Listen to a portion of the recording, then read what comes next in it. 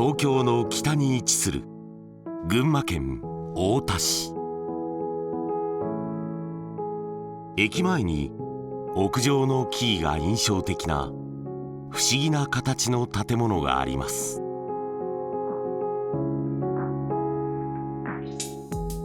斜面になった屋上庭園、まるで小さな丘のようです。設計したのは住宅やギャラリー、公共施設などを手掛け、世界が注目する建築家平田晃久さん。入り口は3カ所。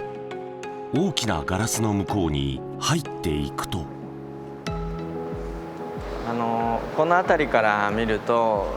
吹き抜けを介していろんな空間が同時に見えてくるんですけど、螺旋階段を中心に縦横無尽に巡らされた通路が部屋をつなぐ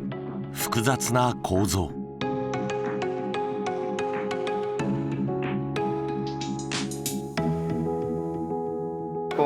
2つの道が枝分かれしていて、この赤いマークがついた創造の道っていうのはアートの関係のものが置いてあって、で青い方行くとライブラリーの方に入っていって図書館がずっと展開していると。学びの道をたどっていくと、多彩なジャンルの本が壁一面に並びます。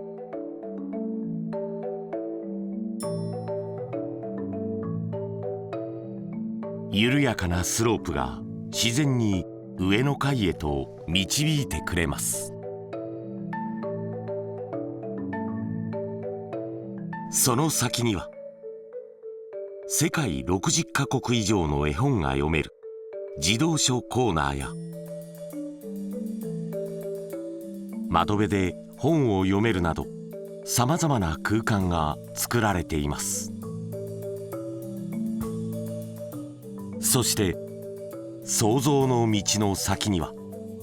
美術の展示室。この美術館では作品は所蔵せず、地元ゆかりの芸術家や所蔵する本と関連する企画展を行っています。2017年にオープンしたこの施設は美術館でもあり図書館でもあるのです。なんかだんだん教会が崩れているだけじゃなくて、なんか美術館っていう呼び方自体がもう適切なのかどうかわからないとか、図書館っていう呼び方自体が適切なのかわからない。むしろ本をきっかけにいろんなことを考えたり時間を過ごしたりできる場所が目指されている。平田さんが作りたかったのは、小さな場所に多様な生物が住むジャングルの一本の木のような空間です。ジャングルの一本の木は数百の種類の生き物が生きていて、仮にそういうちょっと例えで考えるなら、それぞれの生き物たちがそれぞれ自分の場所を見つけたり自分の時間を過ごしている、バラバラのようでもある。だけど何か一個の場所として強くなんかその場所のことを思っているというようなことができたら、建築っていうのは今いいんじゃないかなって思ってるんですね。一つの建物の中で人がそれぞれのお気に入りの場所を見つけたくなる、そんな工夫が随所にあります。上がったりとかもできるようになってるので、上に登って本を取ったりできるようになってたり、本棚は階段に、大階段は座って本を読む場所に。僕結構こういう狭いとこが好きなんですよね。スロープ構造によって偶然できたスペースはまるで秘密基地のようです。さらにユニークなのが通路に設置されたカーブミラーやネオンの看板。まるで街の中を回遊するような楽しさを平田さんは仕掛けたのです。その背景にはこの街の事情がありました。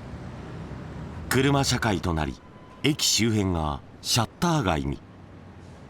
街を歩く喜びが消えていたのです。街を歩く人を蘇らせたいということなので、街の中を歩くような経験をこの建物にも持ち込んで、そのまま街に出ていくということで、街にストリートがぐるぐる巡ってるっていうような考え方で、スロープを巡らせた。実は館内に街を作るという平田さんの案をベースに詳細な設計案にまで導いたのは市民たちとのワークショップでした。自分たちの街の再起をかけてどうすれば多くの人が立ち寄りたい場所になるのか。ワークショップは7回に及び300もの模型が作られました。ワークショップの成果として生まれた場所の一つがアートブックコーナーのエリアです。このアートの本が置いてあるこの箱は展示室になっているところで一番大きな展示室で、展示室の周りにいろんな本が置かれてるんですけども、ここまで来ると下に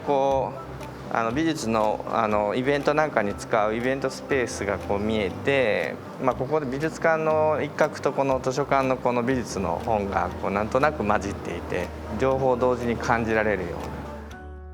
アートイベントと美術の本が近ければおのずとアートが身近になると市民は考えたのです。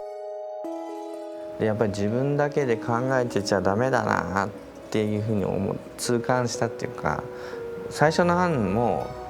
同じような建築のアイデアではあったんですよ。だけど全然違うものになったなと思ってて、実際に使う人がその独自の僕らとは違う観点でこっちから見てたりあっちから見てたりするっていうのを体験して、もっといろんな広がりがあるんじゃないかなっていうのを、予感できたっていう、そういう感じですかね。訪れる誰もが愛着を持てる場所、市民の願いの詰まった一つの建築が太田の街に新しいにぎわいを作り出しました。